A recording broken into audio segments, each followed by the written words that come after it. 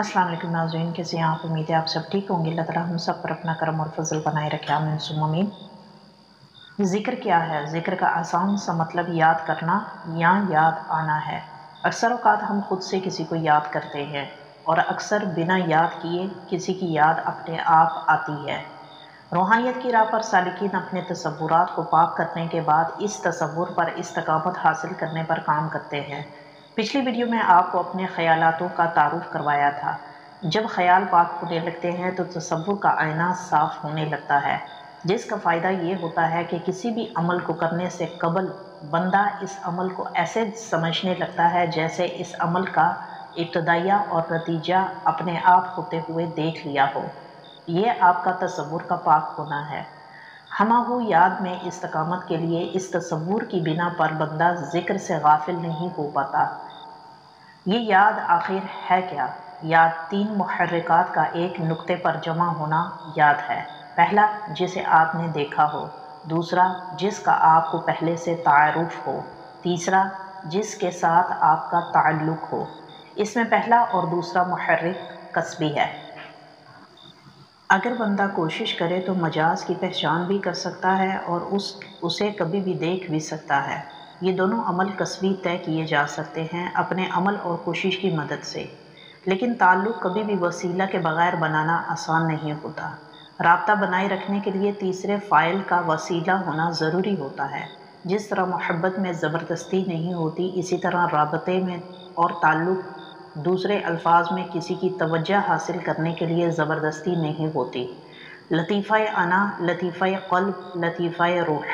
जिसे देखा हो वो अना से मंसूब होता है, जिसका तारुफ़ हो वो क़ल्ब से मंसूब होता है और जिससे ताल्लुक़ बन गया हो वो रूह से मंसूब होता है। और इन तीनों लताइफ़ का दरमियानी मुक़ाम लतीफ़ा अख़फ़ा है, यानी मक़ाम महमूद है, जो बातिन में दरमियानी वसीले की तरफ रहनुमाई करता है। जिस जगह मुकाम से अल्लाह के साथ ताल्लुक़ की राहें हमवार होती हैं, यानी नबी अकरम सल्लल्लाहु अलैहि वसल्लम से वासिल होने के बाद बंदा ताल्लुक़ बिल्लाह हो पाता है और इसी ताल्लुक़ में बरकरारी आना गैब और हाल की शाहराह पर गामज़न रहना है और सालिकीन का सफ़र रूहानियत में तवज्जो ख़ास का हासिल होना होता है, यानी रूहानियत में दो जहानों को मिलाने वाला वो रास्ता जो वसीला के बग़ैर नामुकम्मल होता है। इन रास्तों का हमवार रहना इस बात की अलामत है कि ताल्लुक़ बना रहे और वसीला के साथ बना रहे, और इसके लिए ही तसव्वुर का पाक होना अव्वल शराइत में से है। यानी तसव्वुर में किसी का नक्श ऐसे मुसव्विर हो जाए कि इसकी झलक अक्कास नुमायाँ झलकती नज़र आने लगे। ऐसे ही ज़िक्र है। ज़िक्र हमाहू होते रहने के लिए तवज्जो के हसूल को मुमकिन बनाना, ताकि आप इसकी तवज्जो में आ जाओ जिसे आप याद करते हो, और तवज्जो में आने के लिए फ़नकार बनना पड़ता है तो बन जाओ।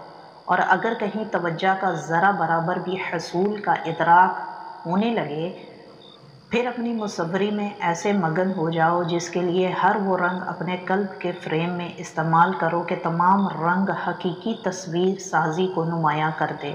फिर जो रंग हकीकत के करीब तरीन लगने लगे, इसके बाद इस हकीकी रंग को अपने तसव्वुर में ऐसे टिकाए रखने पर कोशा रहो। एक वक्त के बाद दिल, दिमाग, वजूद के रोम रोम में वो हकीकी रंग झलकने लगेगा। अब आप तैयार हैं जलाल में जमाल के नज़ारे करने के लिए। सुल्तानुल ज़िक्र से मुराद वो ज़िक्र जिसमें वजूद, ज़ाहिर व बातिन, शऊर ऐसे कोऑर्डिनेट करते हैं जैसे जिसका इजहार मुख्तलिफ़ ख़यालात और मुख्तलिफ़ कैफ़ियत से वारिद होता है।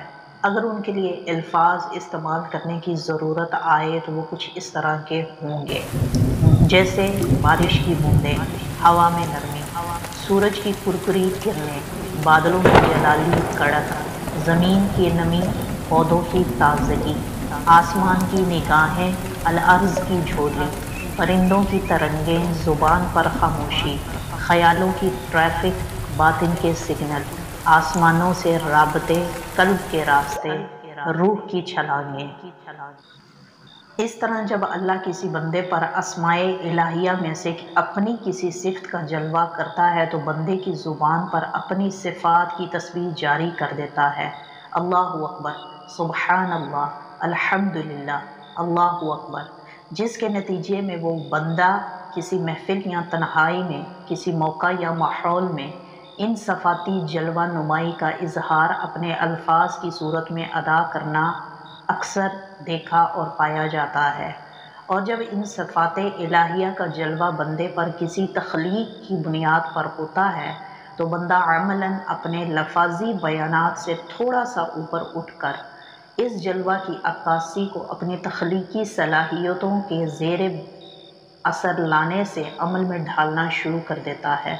نتیجہ یہ حاصل ہوتا ہے کہ بندہ اپنے اعمال زندگی میں اپنے اندر ان صفات الہیہ کی تجلی کے زیر آنے سے مغلوب ہونے کی بنا پر تخلیقی شکل دینے کے بعد اللہ کی صفات الہیہ کی مثال بننے لگتا ہے.